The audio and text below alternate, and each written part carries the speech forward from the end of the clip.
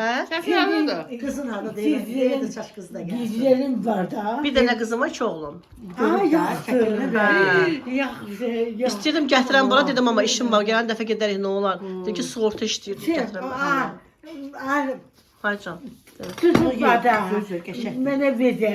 Nəyə vermirəm? Həsən deyəcəm. Dedim bu Qəzər də pişirsən. TikTok səhifəni verim. Şəkil, hə, yaxşı, yaxşı. Ay, dəl şəkil. Bütün kuruda hep. Yok öyle güzeldi. Aygünün gözü biraz zəif görür. Al Zülfiyə, sən belə buradan mənlə Aygün verir. Acının gözü o kadar güzel görünüyor. Görür, Aygün. Tut. Ha, sevindim. Bir daha belə fırlat məndən belə tut Aygünü çək. Yadigar öz aramızda heç kimə paylaşacağam ki, qalsın öz aramızda. Mənə deyir ki, saçını da qəşəng eləmişsən. Deyirəm, az öz saçını. Ağarı ver. Yox, bir də gəbərdən eləmişsən. Uzanıb indi dibə çıxır.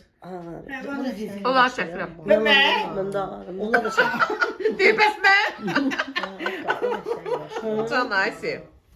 Ay Allah'ım. Ucuramışsın. Kəstirdim.